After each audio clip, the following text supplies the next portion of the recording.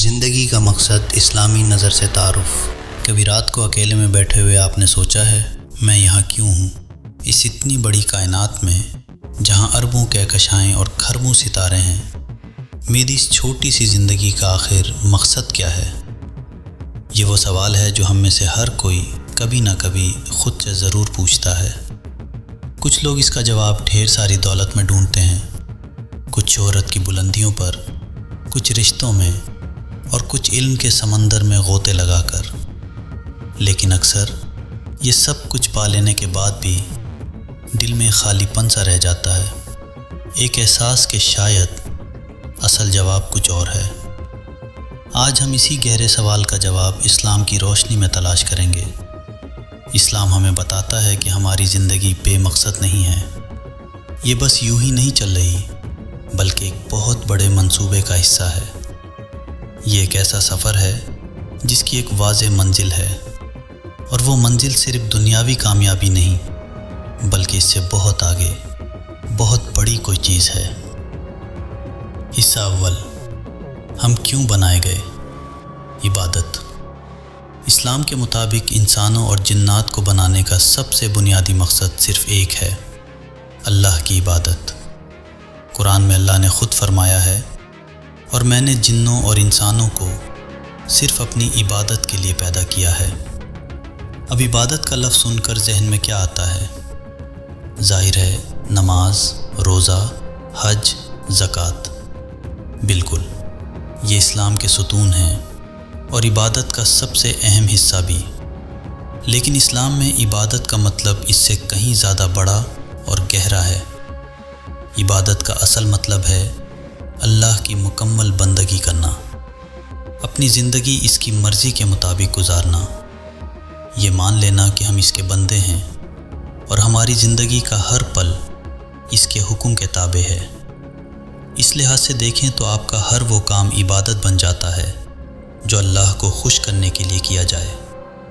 جب آپ اپنے گھر والوں کا پیٹ پالنے کے لیے محنت کرتے ہیں تو یہ محنت عبادت ہے۔ جب آپ اپنے ماں باپ کی خدمت کرتے ہیں، ان سے پیار سے بات کرتے ہیں، تو یہ عبادت ہے۔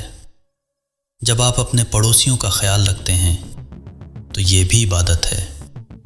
یہاں تک کہ آپ کا سونا اور کھانا پینا بھی عبادت بن سکتا ہے، اگر نیت یہ ہو کہ اللہ کے حکم کی پیروی کرنی ہے اور اس کی دی ہوئی نعمتوں کا شکر ادا کرنا ہے۔ ایک حدیث قدسی کا مفہوم ہے کہ اللہ فرماتا ہے، اے آدم کے بیٹے، میرے لیے وقت نکال، میں تیرے دل کو سکون سے بھر دوں گا اور تیری ضرورتوں کو پورا کر دوں گا۔ یہ اس رب کا وعدہ ہے جو پوری کائنات کا مالک ہے۔ اس کا مطلب یہ نہیں کہ ہم دنیا کے کام چھوڑ دیں، بلکہ یہ ہے کہ ہمارے دل کی نیت اللہ کے لیے ہو۔ جب ہماری زندگی کا مرکز اللہ کی بندگی بن جائے تو دنیا کے کام بھی دین بن جاتے ہیں، اور ہماری پوری زندگی ایک خوبصورت عبادت بن جاتی ہے۔ سفر کی منزل، اللہ کی رضا۔ اگر عبادت زندگی کا راستہ ہے تو اس راستے کی منزل اللہ کی خوشی یعنی رضا الہی کا حصول ہے۔ یہ وہ مقام ہے جسے قرآن نے دنیا اور آخرت کی ہر نعمت سے بڑا کہا ہے۔ اللہ فرماتا ہے، اور اللہ کی تھوڑی سی رضامندی بھی سب سے بڑی چیز ہے۔ یہی وہ اصل کامیابی ہے جس کے لیے ایک مومن اپنی پوری زندگی لگا دیتا ہے۔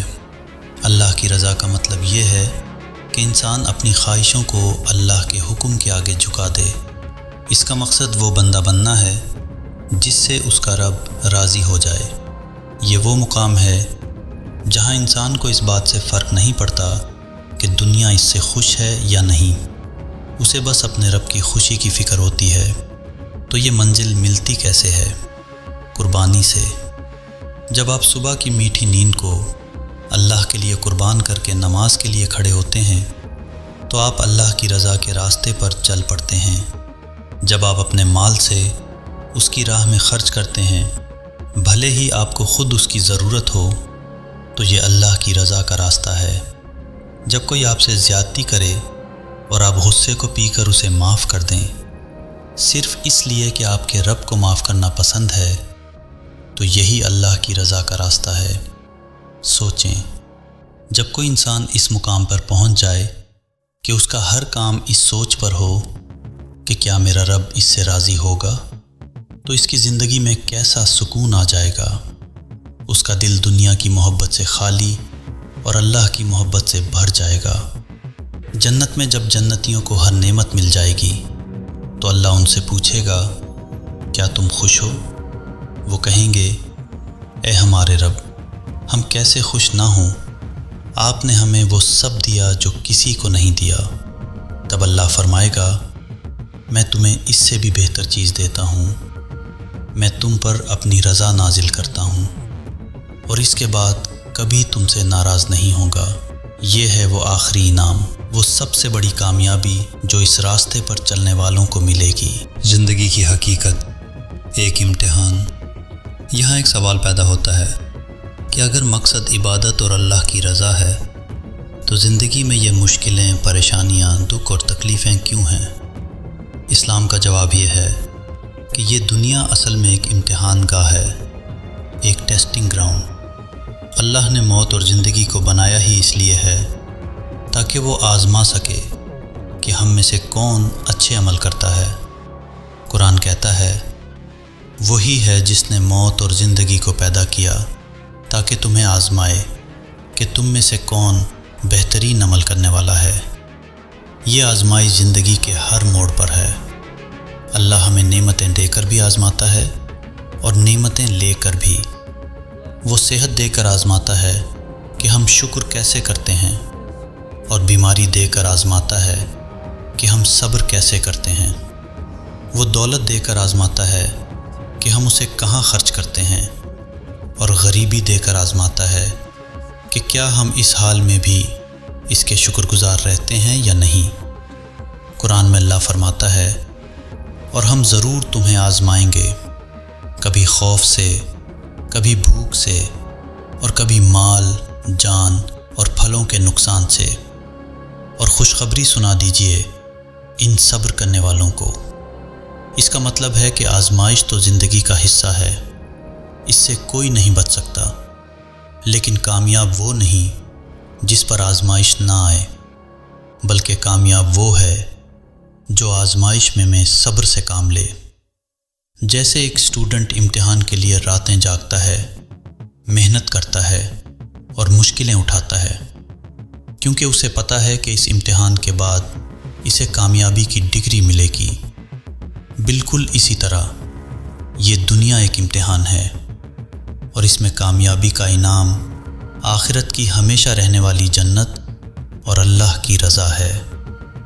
اس لیے ایک مومن کی نظر میں ہر مشکل ایک موقع ہوتی ہے، اللہ کے قریب ہونے کا موقع، گناہوں کی معافی کا موقع اور اپنے درجات بلند کروانے کا موقع۔ جب وہ اس نظر سے زندگی کو دیکھتا ہے تو مایوسی اس کے قریب بھی نہیں آتی۔ وہ جانتا ہے کہ اس کا ہر دکھ، ہر تکلیف اور ہر آنسو بیکار نہیں جائے گا اگر وہ صبر کا دامن تھامے رکھے اور اپنے رب پر بھروسہ رکھے۔ Call to action. تو اگر یہ باتیں آپ کو سوچنے پر مجبور کر رہی ہیں تو ایک لمحے کے لیے رک کر سوچئے، کیا آپ کی زندگی کا کوئی مقصد ہے؟ کیا آپ کے روزمرہ کے کام اس عظیم مقصد سے جڑے ہوئے ہیں؟ اگر آپ ایسی ہی گہری اور ایمان کو تازہ کرنے والی گفتگو کا حصہ بننا چاہتے ہیں تو ہمارے چینل کو سبسکرائب کریں اور کمنٹس میں ہمیں ضرور بتائیں کہ آپ اپنی زندگی میں اللہ کی رضا پانے کے لیے کیا چھوٹے چھوٹے قدم اٹھاتے ہیں۔ اپنی زندگی کو بامقصد کیسے بنائیں؟ یہ جاننا ایک بات ہے کہ زندگی کا مقصد عبادت اور آزمائش میں کامیابی ہے، اور اسے اپنی زندگی میں لانا بالکل دوسری۔ تو سوال یہ ہے کہ ہم اپنی مصروف زندگیوں کو اس عظیم مقصد سے کیسے جوڑیں؟ شروعات ایک بہت ہی سادہ مگر طاقتور چیز سے ہوتی ہے، نیت۔ آپ کی نیت آپ کے ہر عام سے کام کو خاص بنا سکتی ہے۔ مثال کے طور پر، جب آپ صبح کام پر جانے کے لیے تیار ہوں تو ایک لمحے کے لیے رک کر سوچیں کہ یا اللہ، میں یہ محنت اس لیے کر رہا ہوں تاکہ حلال کما سکوں اور اپنے گھر والوں کو حرام سے بچا سکوں۔ بس اس ایک نیت سے آپ کے 8 گھنٹے کی نوکری عبادت بن جائے گی۔ جب آپ اپنے بچوں کے ساتھ کھیل رہے ہوں تو نیت کریں کہ آپ ان کی اچھی تربیت کر کے ایک نیک نسل تیار کر رہے ہیں۔ اس نیت سے آپ کا کھیلنا بھی عبادت بن جائے گا۔ جب کسی کی مدد کریں تو دل میں یہ ارادہ ہو کہ آپ یہ کام اللہ کی مخلوق کی خدمت کر کے اپنے خالق کو راضی کرنے کے لیے کر رہے ہیں۔ دوسرا قدم، شکر اور صبر کو اپنی عادت بنانا ہے۔ جب بھی کوئی نعمت ملے، چاہے چھوٹی سی ہی کیوں نہ ہو، فوراً الحمدللہ کہہ کر اللہ کا شکر ادا کریں۔ یہ شکر آپ کو احساس دلائے گا کہ ہر اچھی چیز اللہ کی طرف سے ہے، اور اس سے آپ کے دل میں اس کی محبت بڑھے گی۔ اور جب کوئی مشکل آئے تو چیخنے، چلانے یا شکوہ کرنے کے بجائے صبر کریں اور انا للہ و انا الیہ راجعون پڑھیں۔ یقین رکھیں کہ یہ آزمائش اللہ کی طرف سے ہے اور اس میں آپ کے لیے کوئی نہ کوئی بھلائی چھپی ہے۔ تیسرا قدم یہ ہے کہ اپنی زندگی سے ان کاموں کو نکال دیں جو آپ کو آپ کے مقصد سے دور کرتے ہیں، خاص طور پر وہ فضول کام جن سے صرف وقت ضائع ہوتا ہے۔ اپنے وقت کا حساب کریں کہ وہ کہاں جا رہا ہے۔ کیا آپ کا زیادہ تر وقت ایسی چیزوں میں گزر رہا ہے جو نہ دنیا کے لیے مفید ہیں اور نہ آخرت کے لیے؟ اگر ایسا ہے تو اپنی ترجیحات کو دوبارہ ترتیب دیں۔ ان چھوٹے چھوٹے قدموں سے آپ کی زندگی آہستہ آہستہ بدلنا شروع ہو جائے گی۔ آپ محسوس کریں گے کہ آپ کے اندر ایک ایسا سکون آ رہا ہے جو پہلے کبھی نہیں تھا۔ آپ کی زندگی بے مقصد بھاگ دوڑ سے نکل کر ایک بامانی سفر بن جائے گی۔ تو آخر میں بات یہ ہے کہ اسلام کی نظر میں زندگی کا مقصد صرف جینا اور مر جانا نہیں، یہ ایک ایسا سفر ہے جس کی بنیاد عبادت ہے، جو ہماری پوری زندگی پر چھا جاتی ہے۔ اس کی منزل اللہ کی رضا ہے، جو ہر کامیابی سے بڑی کامیابی ہے، اور اس کا راستہ آزمائشوں سے ہو کر گزرتا ہے، جو ہمارے صبر اور ایمان کو مضبوط کرتا ہے۔ جب انسان اس حقیقت کو سمجھ لیتا ہے تو اس کی نظر میں دنیا کی حیثیت بدل جاتی ہے۔ وہ جان جاتا ہے کہ یہ دنیا ایک عارضی ٹھکانہ ہے، اصل منزل تو آگے ہے۔ وہ دولت کماتا ہے لیکن دولت کا غلام نہیں بنتا۔ وہ دنیا میں رہتا ہے لیکن دنیا اس کے دل میں نہیں رہتی۔ اس کی خوشی اور غم کے معیار بدل جاتے ہیں۔ اسے اس بات پر خوشی ہوتی ہے جس سے اس کا رب راضی ہو، اور اس بات پر غم ہوتا ہے جو اس کے رب کو ناراض کرے۔ یہی وہ مقصد ہے جو انسان کو حقیقی آزادی اور سچی خوشی دیتا ہے۔ یہ اسے دنیا کی غلامی سے نکال کر ایک اللہ کی بندگی میں لے آتا ہے، اور یہی وہ راستہ ہے جو اس چند روزہ زندگی کو ہمیشہ کی کامیابی سے جوڑتا ہے۔ اللہ ہمیں اپنی زندگی کے مقصد کو سمجھنے اور اس پر عمل کرنے کی توفیق دے۔ آمین۔